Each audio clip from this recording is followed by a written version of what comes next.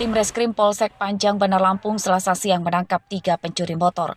2 diantaranya berasal dari satu keluarga bernama Fahrul Rozi dan adiknya Nazarudin, warga Kecamatan Punduh Pidada, Kabupaten Pesawaran.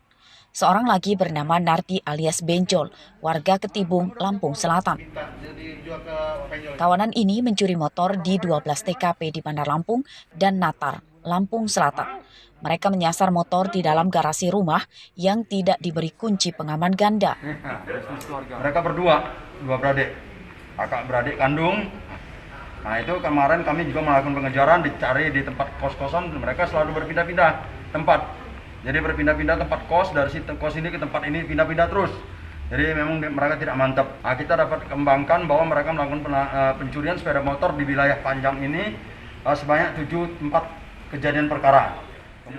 Sebagian motor hasil curiannya dijual kepada penadah dengan harga 3 juta rupiah per unit. Uang hasil penjualan digunakan tersangka untuk berfoya-foya. Hasilnya itu kamu jual dengan si Benjol ini. Berapa per unit? Berapa per unit kamu jual? 3 juta. Kalau kondisi bagus. Kalau kondisinya sudah rusak, 2 jutaan. Duitnya untuk apa? Kebutuhan sehari-hari.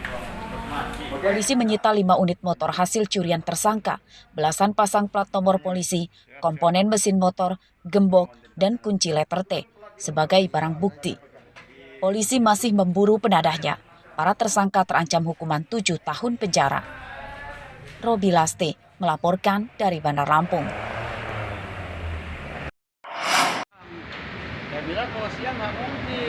Belasan lampu taman di sepanjang Jalan Kota Agung Tanggamus padam karena kabelnya hilang digasak pencuri. Pelaku mencabut kabel yang ditanam di tanah. Pencurian terekam CCTV yang terpasang di salah satu toko di sekitar TKP. Pelaku berjumlah 1 orang. Ia mencabut kabel dan memasukkannya ke dalam karung. Pencurian terjadi saat lampu sudah padam menjelang dini hari. Oh, itu. Ya, menurut saya sih, saya tahu dari Dinas Perhubungan. Kebetulan waktu itu pagi mereka periksa, dia bilang ada yang curi itu kabel, makanya dia dari situ, dari sambungan itu sampai ke sana ada 100 meter ini mungkin. Jadi dua tiang sih sebetulnya yang mati, cuma 2 tiang. Besok paginya saya laporkan ke Kabid yang menanganinya untuk segera dicek keberadaan pada kematian lampu itu. Ternyata lampu itu bukannya mati bohlam atau itu adalah kabelnya. Kabel jalur yang ditanam di jalan itu ngebentang sehingga itu diputus oleh orang yang tidak bertanggung jawab. Kabel yang hilang diperkirakan sekitar sepanjang 100 meter. Pencurian telah dilaporkan ke Polsek Kota Agung oleh Dinas Perhubungan Tanggamus. Hingga Selasa siang pelaku belum ditangkap. Andri Kurniawan melaporkan dari Tanggamus.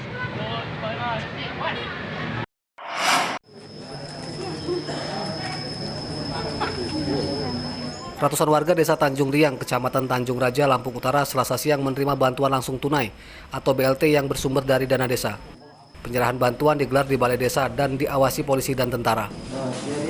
Dari 3.000 warga di desa ini, 113 diantaranya mendapatkan BLT dana desa. Warga menerima uang tunai Rp900.000 per orang. Tahap Januari, Februari, Maret. 52. Itu berapa sih Bang? 300 dalam 1 tahap, jadi pembagian hari ini karena 3 tahap kita bagikan 900.000. Untuk warga kita sendiri Bang, berapa kakak sih Bang yang menerima ini Bang? 113 kakak. Sebulannya 300, yang dapatnya 3 bulan jadi 900. Itu duitnya untuk apa itu Mbak? Untuk keperluan sehari-hari, buat beli beras. Kalau sekarang minyak sayur kan lagi langka, mahal gitu. Jadi kami terbantu gitu. Pemerintah pusat menginstruksikan kepala desa untuk mengalokasikan 40% dana desa yang diterima diperuntukkan membantu warga miskin yang terdampak pandemi. Syarat penerima adalah warga miskin yang belum menerima bantuan apapun dari pemerintah pusat. Ardi Yohaba melaporkan dari Lampung Utara.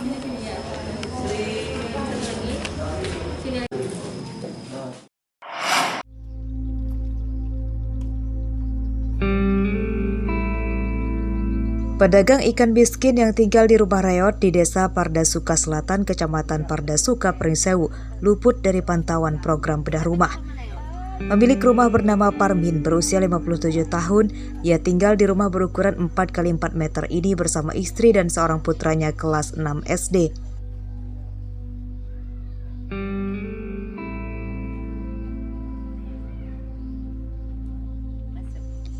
Rumah Parmin sudah tidak layak huni. Rumah berdinding bambu telah ditopang belasan kayu agar tidak roboh.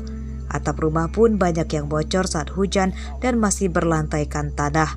Ruang tamu, kamar tidur, dan dapur berada di ruangan yang sama.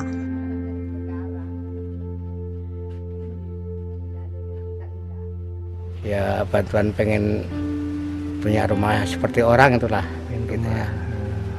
Terus dalam penghasilan sehari-hari Pak, Bapak jualan ikan itu berapa pendapatannya Pak? Paling dapat, terang aja saya ya, dapat beras kilo 2 kilo itu aja udah.